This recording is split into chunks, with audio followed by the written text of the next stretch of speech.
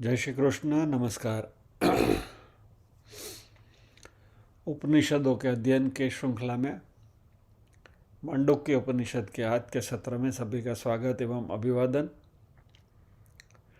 ओमकार के नाद के साथ प्रार्थना करेंगे।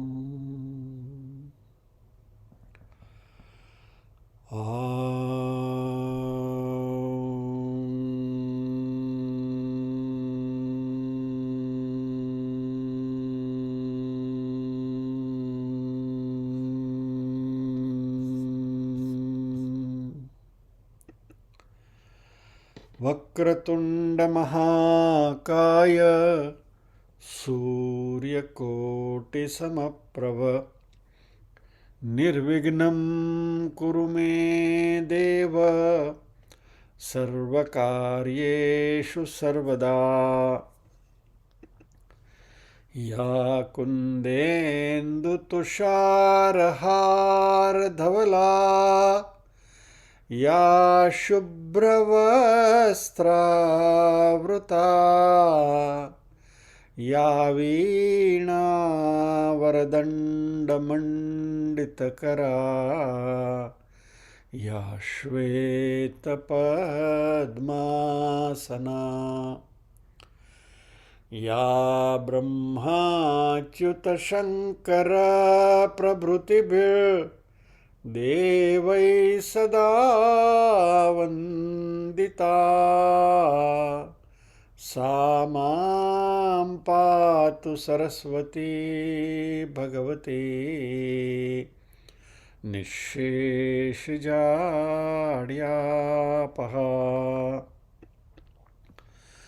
वसुदेवसुतं देवं कंसचाणूरमर्दनं देवकी परमानन्दं कृष्णं वन्दे जगद्गुरुम्। ॐ सहना भवतु सहनौ भुनक्तु सह वीर्यं करवावहै तेजस्विनावधितमस्तु मा विद्विषावहै। ॐ शान्ति शान्ति शान्तिः।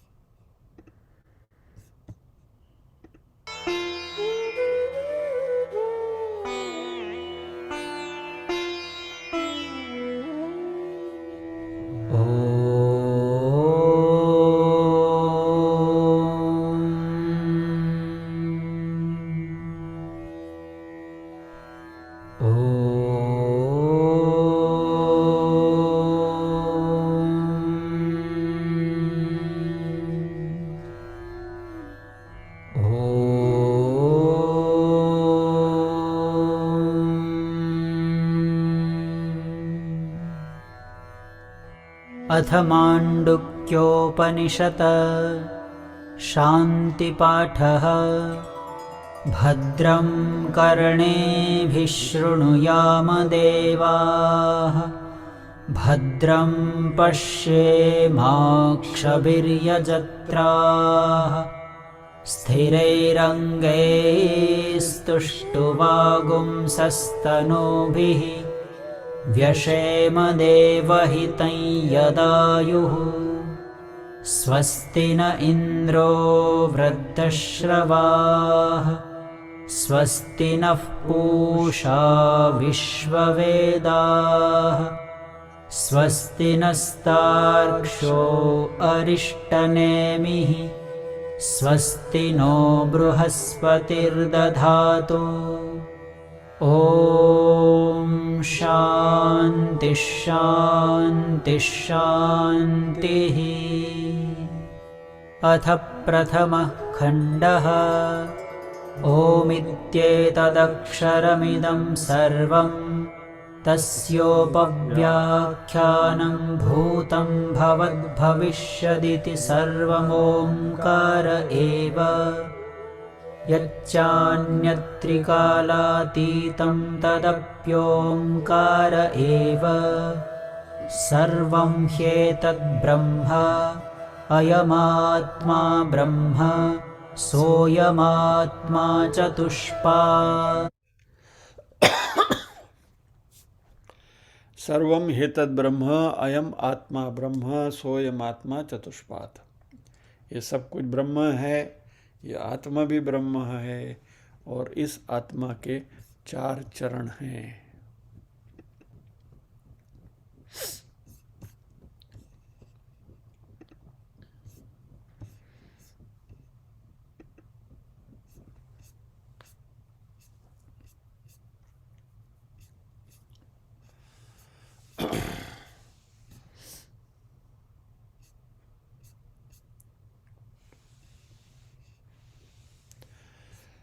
सर्वम हेतद ब्रह्म, ये सब कुछ ब्रह्म है।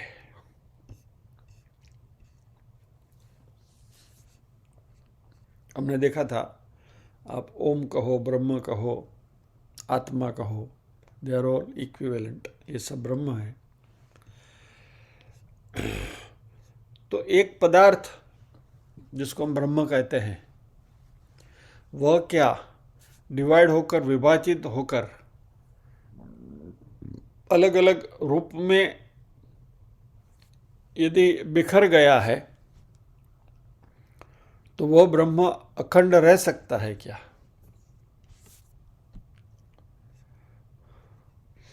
और यदि ये विविधता है तो विविधता सब मिलकर वापस एक ही क्यों है? ये अखंड है तो हम क्या कहते हैं कि सर्वम हेतद ब्रह्म, यानी कि इस ब्रह्मांड में जो कुछ है वो ब्रह्म है। तो एक सवाल हमारे मन में आ सकता है कि भाई इतनी विविधता में यदि ब्रह्म है तो स्वयं अखंड कैसे रह सकता है? और यदि वह अखंड है तो इतनी सारी विविधता, इतने सारे प्राणी, इतने सारे पदार्थ, सबके अलग अलग गुण धर्म क्यों है? और यदि ब्रह्म अखंड एक ही है, इदम सर्वम, तो यह सब कुछ अलग अलग विभाजित या तो डिवाइडेड क्यों दिखता है? ऐसे कई प्रश्न हमारे मन में आ सकते हैं।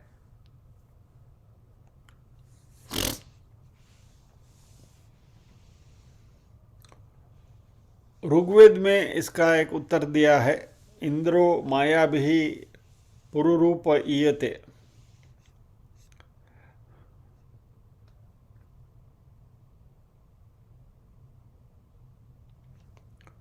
फॉर एग्जाम्पल, कोई देव हैं, मान लीजिए कृष्ण की बात करते हैं। अभी कृष्ण स्वयं परब्रह्म के स्वरूप हैं, उन्होंने अवतार धारण किया, कृष्ण का स्वरूप लिया और अलग अलग रूप से उन्होंने अपने आप को इस सृष्टि के ऊपर उन्होंने लीला करी। बराबर, बाल स्वरूप में माँ यशोदा को उन्होंने आनंद दिया, फिर गोपियों को आनंद दिया, फिर बड़े होकर पांडवों के साथ रहे और द्वारिका भी बसाई रुक्मिणी जी से और बाकी पटरानियों से ब्याह भी किया और अपना संसार भी हमें दिखाया वगैरह, बहुत सारी लीलाएं करी। अलग अलग स्वरूप में रहते हुए भी वह एक ही परब्रह्म रहे। श्रीमद् भागवत में एक बहुत अच्छा श्लोक है, अभी मुझे याद नहीं आ रहा है, I don't remember it, next time I find out and quote it to you. जब भी कंस ने मथुरा कृष्ण और बलराम को बुलाए थे और मल्ल युद्ध की उसने जो ये किए थे, पैरवी करी थी, उस समय जब भी मल्ल ने कृष्ण को ललकारा था, चाणूर और मुष्टिक ने, तभी कृष्ण की जो स्टेज पर एंट्री हो रही है वो मैदान में, उस समय पर वहाँ जो प्रेक्षक गण में जो अलग अलग लोग बैठे थे, उनकी क्या मनस्थिति थी उसका डिस्क्रिप्शन एक बहुत अच्छा श्लोक है श्रीमद् भागवत में। नेक्स्ट टाइम मैं याद करके ले आऊँगा, बताऊँगा आपको। यानी एक ही रहते हुए अलग अलग स्वरूप में हमें दिखाई देता है वो ब्रह्म है।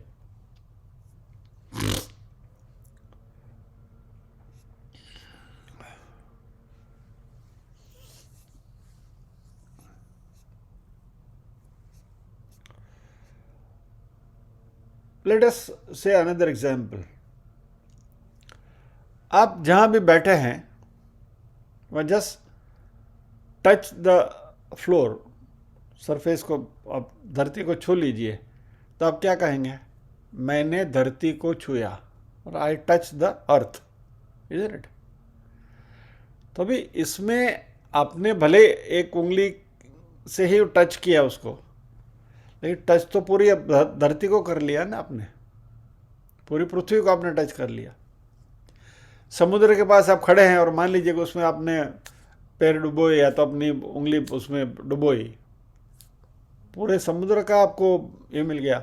और साइंटिफिकली बात करें तो समुद्र की, मान लीजिए कि आपको पानी का एनालिसिस करना है, तो उसमें से 1 चम्मच पानी लेकर आप उसकी एनालिसिस कर सकते हो, पूरे समुद्र का आपको ये मिल जाएगा उसकी क्या कंपोजिशन है। यानी जस्ट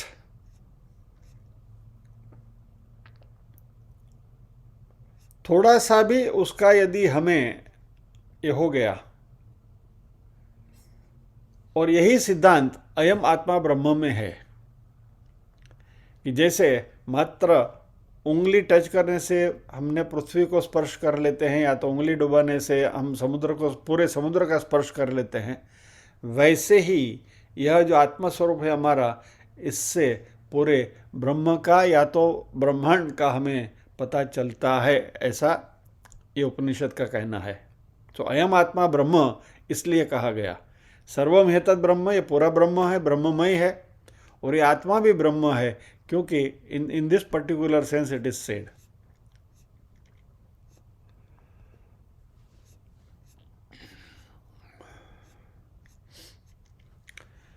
स्वयं आत्मा चतुष्पाद, इसके पर हम चर्चा कर रहे हैं कि इसके 4 चरण हैं। जैसे हमने लास्ट टाइम देखा कि कोई पशु के जैसे 4 पैर होते हैं, वैसे 4 पैर नहीं है। फिर हमने देखा कि रुपये में छुपी हुई 4 चवन्नियों की तरह है। एक्चुअली उससे भी कुछ थोड़ा आगे है। यहाँ क्योंकि रुपये में 4 चवन्नी आप कहेंगे तो 4 चवन्नी दे are equivalent, you can not differentiate one from the other, बराबर। लास्ट टाइम हमने डिस्कस किया था कि रुपये में जैसे 4 चवन्नियाँ छिपी हुई हैं, वैसे इस की 4 अवस्थाएं हैं, बराबर, आत्मा की। तो if you compare it with चवन्नी, तो then they are all same and interchangeable. तो यहाँ जो पाद, चतुष्पाद में जो पाद शब्द का है अर्थ, वो 4 उसकी अवस्था है। और इसके जो प्रथम 3 चरण जो पाद है वो माया है, और चौथा है वह उसका अधिष्ठान है। उसकी चर्चा आज करनी है हमें।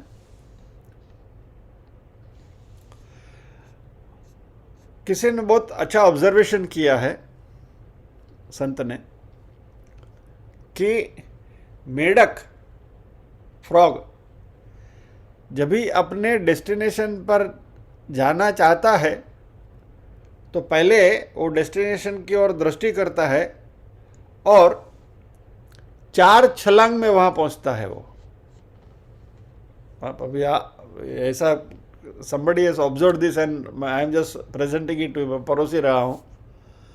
लेकिन कभी आप ऑब्जर्व करना कि मेढक टिक टिक टिक टिक करके 4th स्टेप में वो अपनी जगह पर पहुंचता है, और इसलिए उपनिषद का नाम शायद मंडूक्य उपनिषद रखा हुआ है, मंडूक की गति के हिसाब से। क्योंकि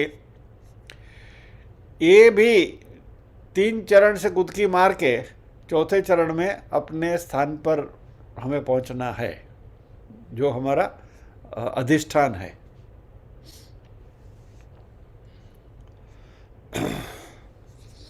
तो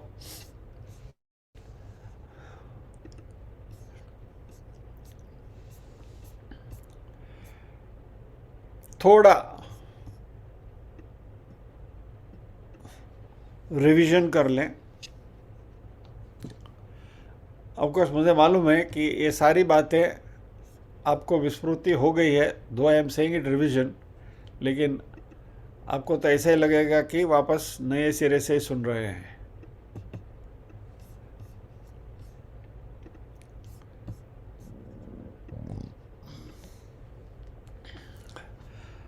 मांडूक्य उपनिषद बाकी के उपनिषदों से अलग है, और ये मांडूक्य की खासियत है। ये पॉइंट रिवाइज इसलिए कर रहे हैं कि now we have to concentrate on this particular emphatic point, इसलिए थोड़ा इसको दोबारा ब्रशअप कर लेते हैं। फर्क क्या है? बाकी के सारे उपनिषदों में हमें ऐसा सिखाया गया है कि ब्रह्म है वह इस जगत की उत्पत्ति का कारण है। अभिन्न निमित्तोपादान कारण, हमने जैसे बार बार बात करते हैं कि वह कारण है, और ये ब्रह्मांड या तो सृष्टि है वो उनका कार्य है।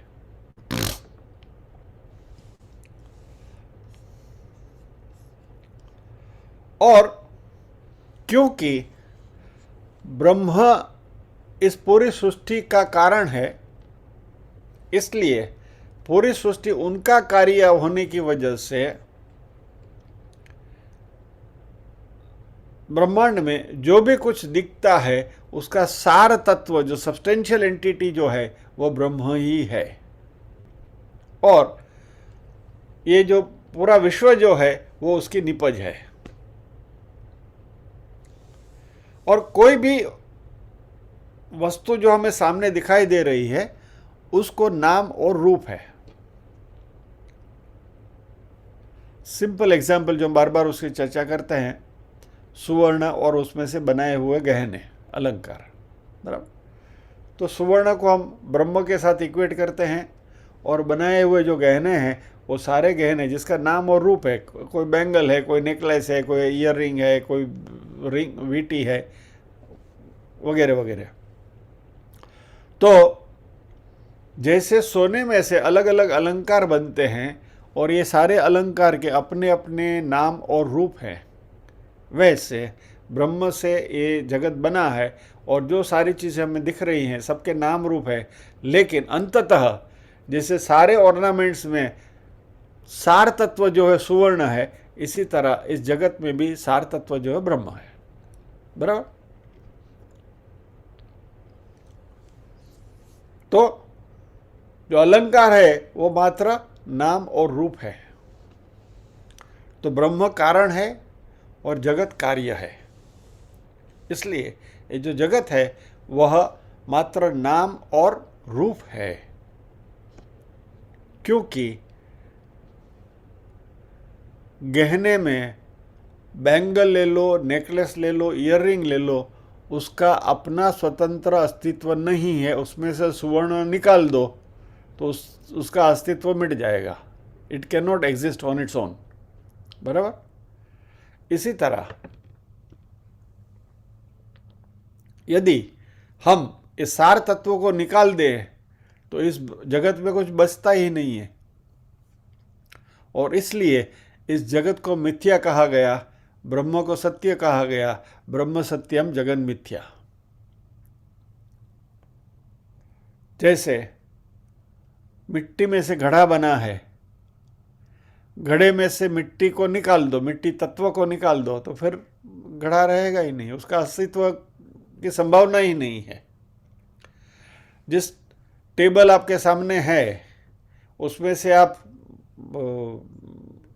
लकड़ी तत्व, वुड तत्व निकाल दो तो फिर वो टेबल का कोई अस्तित्व ही नहीं, क्योंकि वो टेबल है वो वुड तत्व की वजह से है, वो घड़ा है वो मिट्टी की वजह से है, अलंकार है वो सुवर्ण की वजह से है। यानी ये सब उसके कारण है, सुवर्ण, मिट्टी, वुड, ये सब कारण है। और जो सामने जो नाम रूप वाला जो भी कुछ दिखता है, फिर अलंकार हो या घड़ा हो या टेबल हो, वह उसके कार्य है। इसी तरह ये जगत जो है वो ब्रह्म की निष्पत्ति है, और सो ब्रह्म से बना हुआ जो भी कुछ है जिसको नाम रूप है वो सारे मिथ्या है। यानी anything that has got name and form वो मिथ्या। ऐसा अभी तक हमने बाकी के उपनिषदों ने सिखाया। मांडुक्य उपनिषद इस लॉजिक से नहीं चल रहा है। मांडुक्य उपनिषद प्रतिपादित तो वही करने वाला है कि जगत मिथ्या है और ब्रह्म सत्य है। Principle is the same irrespective of which way you look at it. लेकिन मांडुक्य उपनिषद में जो लॉजिक बताया गया है वह कुछ अलग है। मांडुक्य उपनिषद में जो लॉजिक बताया गया है वो ये है कि जगत मिथ्या है क्योंकि हमको उसकी अनुभूति होती है। द वर्ल्ड इज मिथ्या because we can experience it. ये बिल्कुल थोड़ा अजीब सा स्टेटमेंट है कि मेरे सामने टेबल है, इस टेबल को मैं छू सकता हूं, इस टेबल की अनुभूति मुझे हो रही है, इसलिए टेबल मिथ्या है। हम कह रहे हैं अरे भैया सामने दिखता है, आई कैन टच इट, शब्द स्पर्श रूप रस गंध से हम उसको भाप सकते हैं, और उसको आप मिथ्या बोल रहे, मुझे सामने दिख रहा है, I am able to experience it. लेकिन इस उपनिषद की यही एक बहुत बड़ी खूबी है कि अन्य उपनिषदों से हटकर ये बात कर रहे हैं कि जिसको आप एक्सपीरियंस कर सको, जिसकी आप अनुभूति कर सको, जो इंद्रिय गम्य है, वो सारे मिथ्या है। तो फिर सब कुछ मिथ्या है तो सत्य क्या है? तो कहते हैं कि जिसका अनुभव नहीं कर सकते, जिसको आप एक्सपीरियंस नहीं कर सकते, something which is never experienced is सत्य।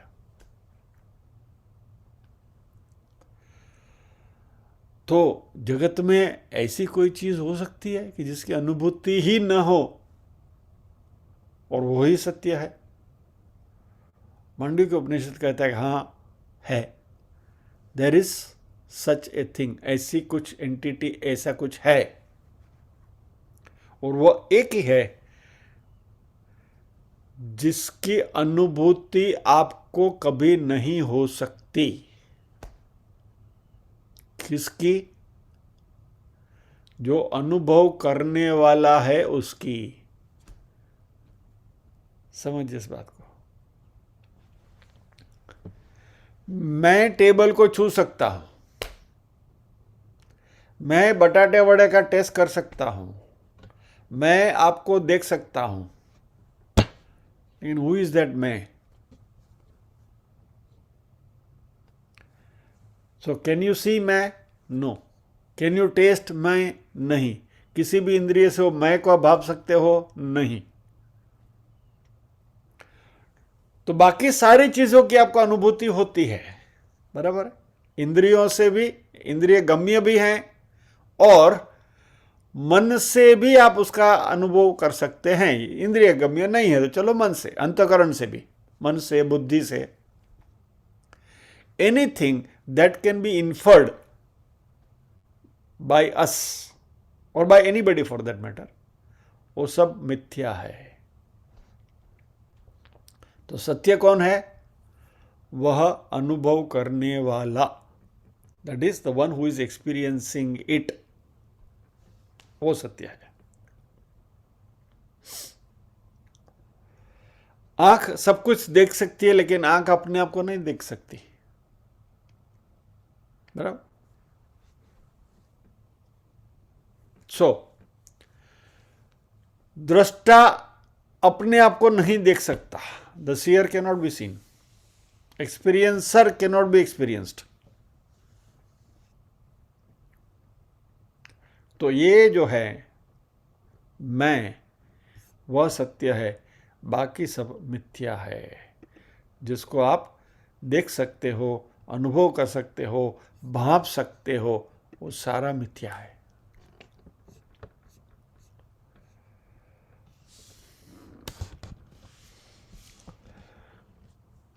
शंकराचार्य जी ने इसका लॉजिक दिया है, रीजनिंग दिया है कि ये कंक्लूजन के ऊपर हम कैसे आ सकते हैं। थोड़ा बारीक है, इसको समझने की कोशिश करें। किसी भी वस्तु के अस्तित्व को प्रूव करने के लिए उसके बारे में जानकारी होना आवश्यक है।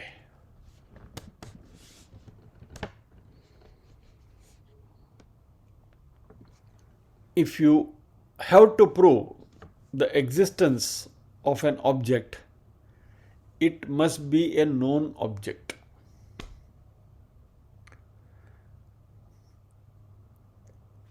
अभी आपको बिल्कुल एक अलग विश्व में की सैर कर रहे हैं हम। किसी भी वस्तु का अस्तित्व है क्या, वो अस्तित्व को यदि आपको प्रूव करना है तो उस वस्तु के बारे में जानकारी होनी जरूरी है। That thing should be knowable, वो जानने योग्य होना चाहिए।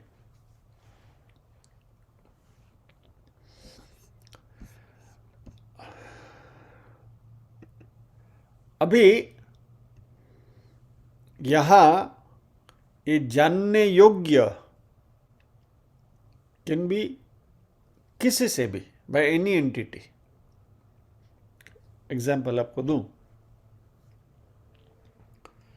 कि भाई पृथ्वी का गुरुत्वाकर्षण है, बराबर है,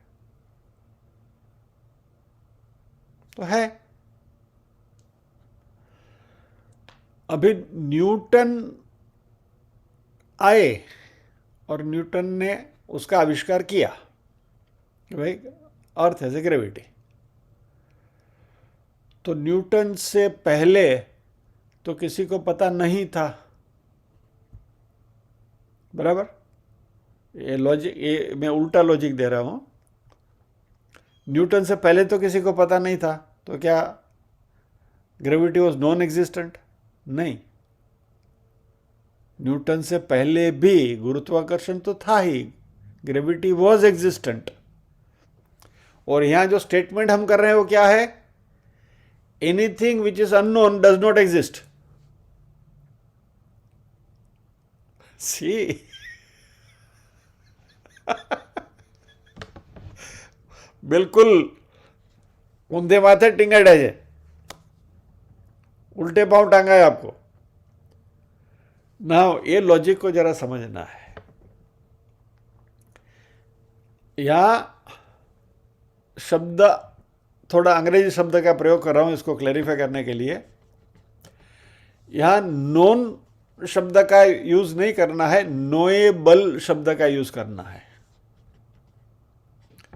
anything which is unknown doesn't exist वाली बात नहीं है. Anything which is existing has to be knowable, यानी जिसकी हमें जानकारी प्राप्त हो सकती है तो ही वो अस्तित्व है. यदि उसकी हमें जानकारी नहीं मिल सकती तो उसका अस्तित्व नहीं है. नाउ ये जो जानकारी प्राप्त करना है, this knowability, I am repeating this word again, can be in past, can be in present, can be in future. It can be by anything. वो जानकारी मनुष्य से ही होनी चाहिए ऐसा भी नहीं है. किसी भी प्राणी से, किसी भी अस्तित्व से यदि उसके बारे में जानकारी प्राप्त हो सकती है तो ही वो वस्तु है, नहीं तो नहीं है.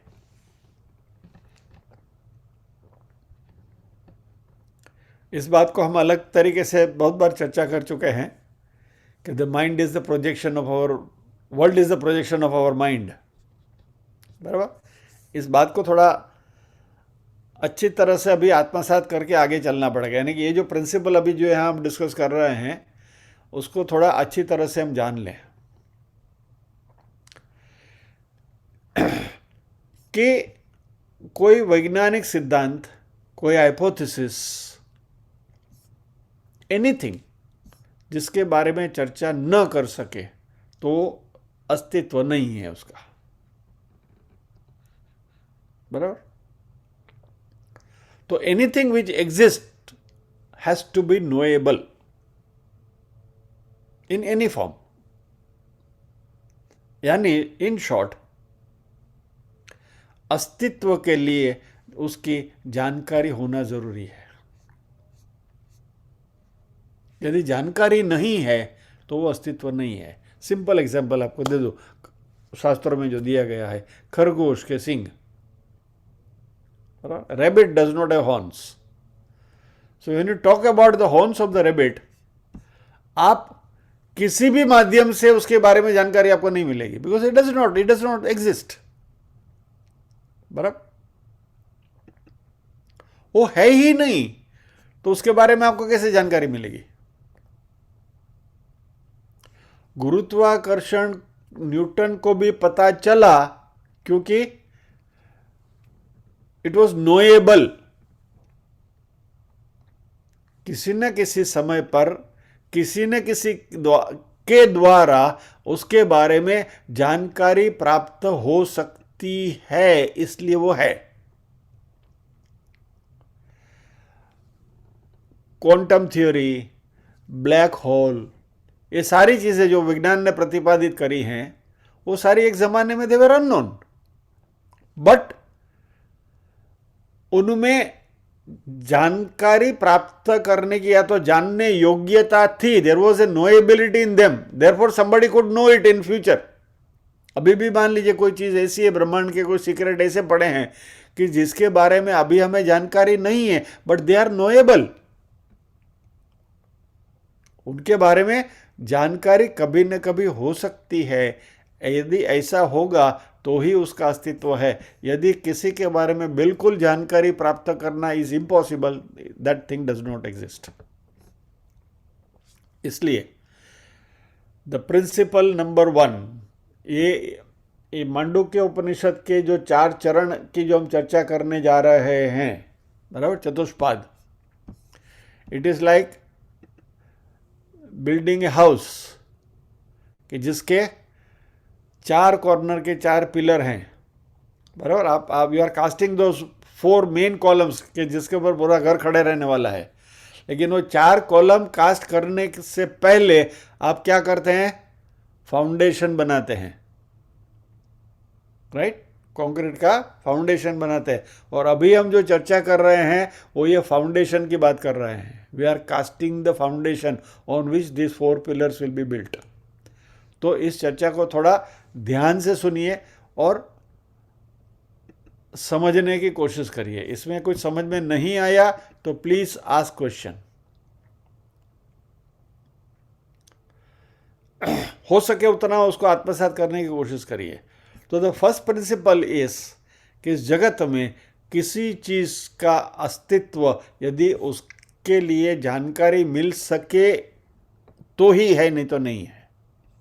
यानी अस्तित्व के लिए जानकारी जरूरी है। This is the first fundamental principal.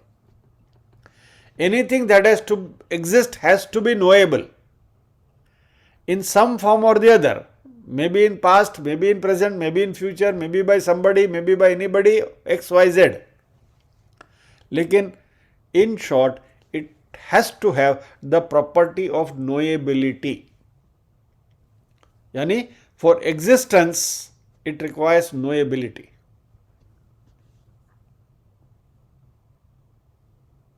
अभी यदि किसी चीज के लिए जानकारी होना जरूरी है तो कोई ना कोई तो जानने वाला चाहिए ना। If a thing is knowable then knowable by whom? So there has to be a knower. कोई जानने वाला तो चाहिए।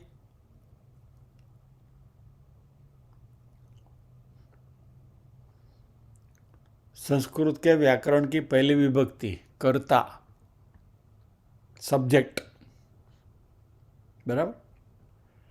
कर्ता होगा तो जानकारी मिलेगी। और इसको हमारे वेदांत ने इस विभक्ति का नामकरण किया है प्रमाता, जानकार, द नोअर, प्रमाता।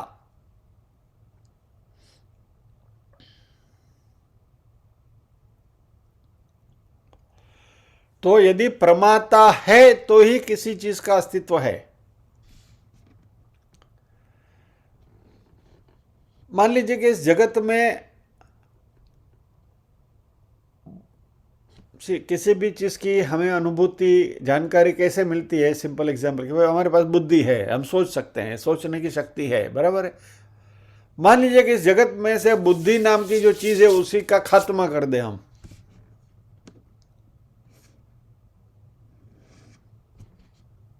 तो आप क्या जानोगे? What will you know? Nothing. If you don't know anything, यदि आप कुछ जान नहीं सकते हो तो कुछ है ही नहीं। Anything is there because you know it, it is there. यानी अस्तित्व के लिए जानकारी, I keep on repeating this point but I am hammering it. किसी भी चीज के अस्तित्व के लिए एग्जिस्टेंस रिक्वायर्स इट्स नोएबिलिटी, उसकी जानकारी जरूरी है। और ये जानकारी तभी प्राप्त हो सकती है जब भी कोई जानने वाला हो। That means for knowability there has to be a knower. जानकारी प्राप्त करने के लिए जानकार होना जरूरी है। और इस जानकार, इस नोअर, इसका टेक्निकल नाम है प्रमाता।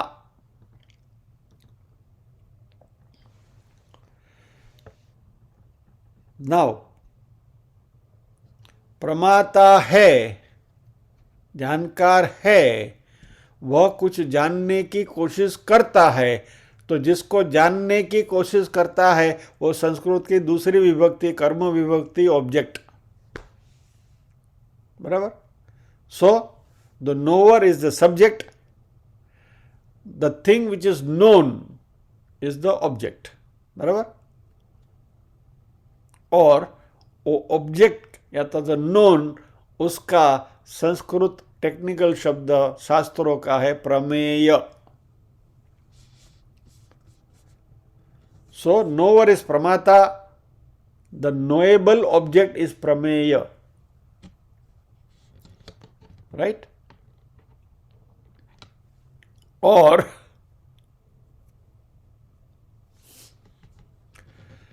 जिस विधि से ये जानकारी प्राप्त कर सकते हैं उस विधि का नाम है प्रमाण।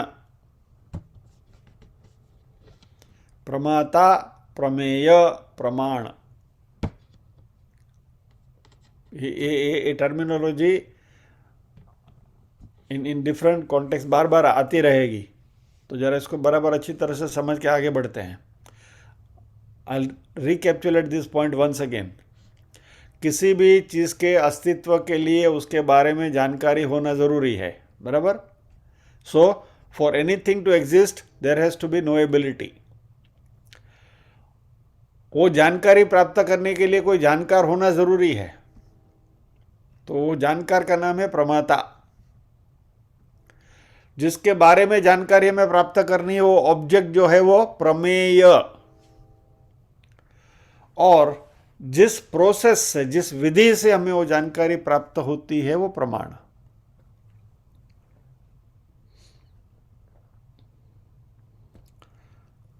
सो पाइथागोरस का थियरम ले ले हम मैथमेटिक्स में समझने के लिए, मान लीजिए, या तो न्यूटन्स लॉज ऑफ मोशन ले लीजिए। तो Newton's law of motion is प्रमेय, उसको जानने वाला जो है वो प्रमाता, दैट इज न्यूटन। और उसने वो कैसे जाना, वो जो उसकी सारी प्रोसेस है वो है प्रमाण। आइंस्टाइन की बात करें, थ्योरी ऑफ रिलेटिविटी, तो थ्योरी ऑफ रिलेटिविटी इज प्रमेय, उसका प्रमाता अल्बर्ट आइंस्टाइन, और उसको जानने की जो प्रोसेस है जो उन्होंने डिवाइस करी, that is E equal to mc², तो दैट इज प्रमाण। पाइथागोरस थियरम में पाइथागोरस इज द प्रमाता। वो जो थियरम जो है, वो जो जानकारी है वो क्या है, square of base plus square of, क्या कहते हैं उसको, vertical axis is equal to the square of the hypotenuse, बराबर। एक्स एक्सिस वाई एक्सिस दोनों का square is equal to square of hypotenuse, ये पाइथागोरस का थ्योरम। अभी ये प्रमेय है। सो पाइथागोरस इज प्रमाता, दिस इज प्रमेय, और जो मेथड से वो डिराइव करता है वो मेथड को प्रमाण कहते हैं, बराबर। सो ये तीन जो टर्मिनोलॉजी है उसको जरा दिमाग में अच्छी तरह से बिठा दीजिए। तो इसमें यदि प्रमाता है तो ही प्रमेय है, it is not the other way around. प्रमेय है इसलिए प्रमाता ऐसा नहीं, प्रमाता है कोई जानने वाला है तो ही कुछ जानने योग्य चीज है। And therefore the subject that is प्रमाता, आई, will only lend existence.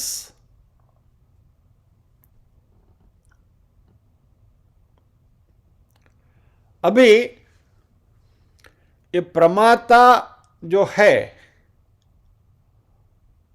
वह, उसका अस्तित्व प्रमेय के अस्तित्व के ऊपर निर्भर नहीं है।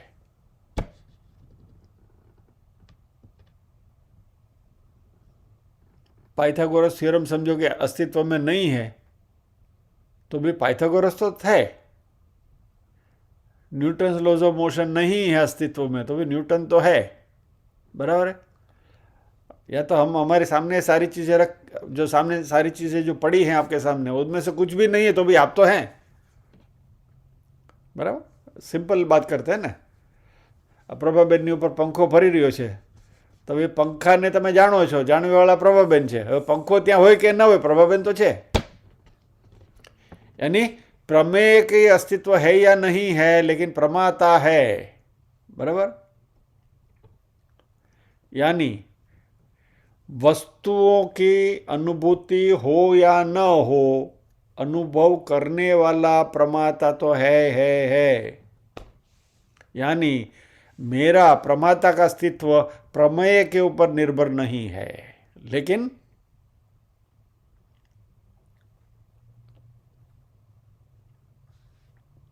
वह अपने आप स्वतंत्रता से अस्तित्व में है प्रमाता। आप आंख बंद कर लिए, सामने कुछ दिखता नहीं है, फिर भी आप तो है ना, बराबर। यानी किसी भी वस्तु के अस्तित्व का यदि हमें प्रूफ देना है तो अस्तित्व का प्रूफ देने वाला प्रमाता चाहिए। यानी प्रमेय को प्रूव करने के लिए प्रमाता होना जरूरी है। और इसलिए शंकराचार्य जी कहते हैं कि प्रमाता सत्य है और प्रमेय जिसके बारे में जानकारी प्राप्त करनी है, ये जगत जो है वो मिथ्या है। समझ गए? सो प्रमाता सत्य है, प्रमेय मिथ्या है, क्योंकि प्रमेय हैज नाम और रूप। प्रमेय को नाम और रूप है जिसकी हम जानकारी प्राप्त कर सकते हैं, और क्योंकि उसके बारे में हम जानकारी प्राप्त कर सकते हैं इसलिए वो मिथ्या है।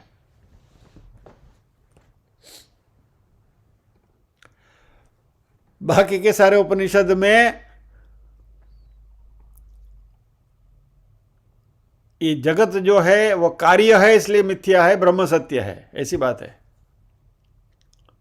और मांडुक्य उपनिषद में जगत मिथ्या है क्योंकि वह अनुभूति का विषय है जिसके बारे में आप जानकारी प्राप्त कर सकते हैं। It is an object of experience.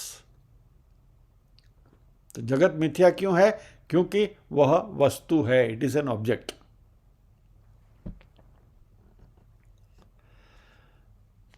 ये शरीर भी ऑब्जेक्ट है इसलिए मिथ्या है क्योंकि उसके बारे में हम जान सकते हैं। बराबर?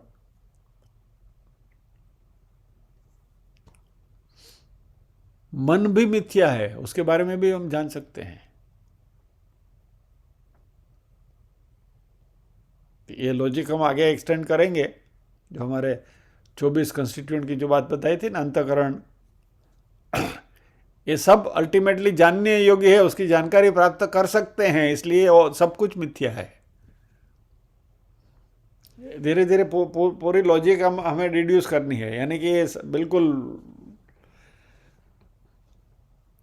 दूसरे उपनिषदों के संदर्भ में देखें तो ये गाड़ी रिवर्स में चल रही है, बट बात एक ही प्रूव करनी है, ब्रह्म सत्य और जगत मिथ्या है। Only the methodology is different. अभी बात एक ही करनी है तो अभी तक हमने जो किया था वो पकड़ के रखो। नहीं मांडुक्य उपनिषद की ये नवी माथा को टुकड़ो कर दीजिए, ये सब मगजमारी क्यों करने का। बाकी के सारे उपनिषद हैं, उनके अध्ययन में आपको, वैसे यहाँ भी ज़रूरी है लेकिन वहाँ तो खास ज़रूरी है कि शास्त्र वाक्य के ऊपर आपको संपूर्ण श्रद्धा रख के चलना पड़ेगा कि शास्त्रों ने ऐसा कहा है तो वही है, बराबर है। यहाँ मांडुक्य उपनिषद में ऋषि बोलते हैं कि नहीं, मैं तुमको उसकी अनुभूति कराऊंगा, I will make you experience it, it will be proven by experimenting it. એટલે રોકડો આપણા હાથમાં આવશે। सो मांडुक्य की थोड़ी पद्धति विलक्षण है, विचक्षण है, देखेंगे एज वी। लेकिन ये जो फाउंडेशन हम जो बना रहे हैं उसको ज़रा अच्छी तरह से समझ लें। तो once again, for anything to exist it should be knowable. कोई भी चीज़ का होना यानी अस्तित्व होना और उसके बारे में जानकारी होनी ज़रूरी है। जानकारी के लिए जानने वाला प्रमाता होना ज़रूरी है। प्रमाता प्रमेय को जानता है और जिस प्रोसेस से वो जानता है उसको प्रमाण कहते हैं। बराबर? ये तीन चीज़ों को आप याद रखिए।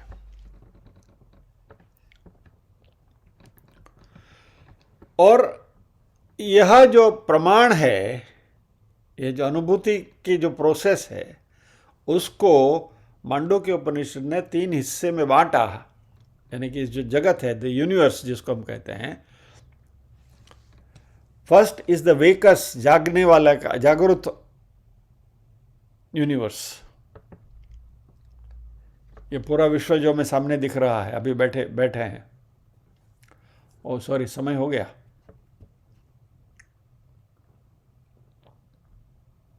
We will pause here. आज इतना काफी है।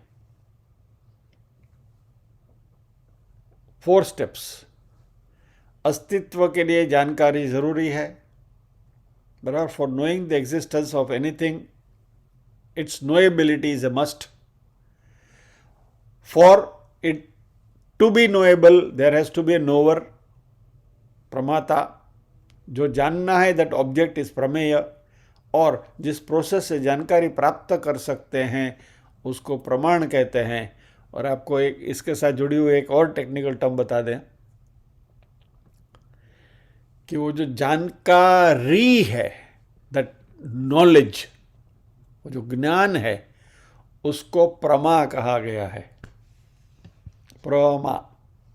सो प्रमाता, प्रमेय, प्रमाण, और ये तीनों मिलकर जो मिलता है, जो ज्ञान जानकारी प्राप्त होती है, उसको प्रमा कहा गया है।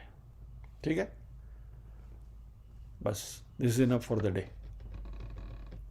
प्रार्थना करेंगे।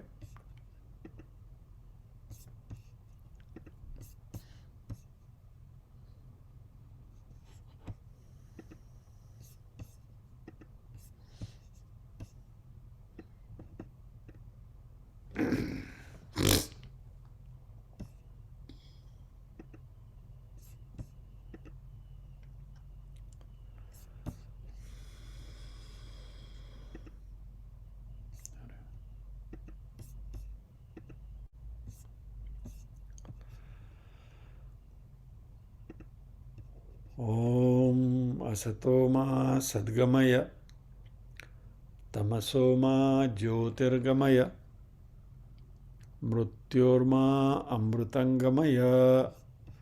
सर्वेषां स्वस्तिर्भवतु, सर्वेषां शान्तिर्भवतु, सर्वेषां मंगलं भवतु, सर्वेषां पूर्णं भवतु। लोका समस्ताः सुखिनो भवन्तु, लोका समस्ताः सुखिनो भवन्तु। नाहं कर्ता हरिः कर्ता, हरिः कर्ता हि केवलम्। ओम शांति शांति शांति। सभी हृदय कौल में विराजमान परम कृपालु परमात्मा को वंदन करते हुए आज के सत्र को विराम देते हैं। अगले गुरुवार फिर मिलेंगे इसी प्रमाता प्रमेय प्रमाण के साथ। जय श्री कृष्ण।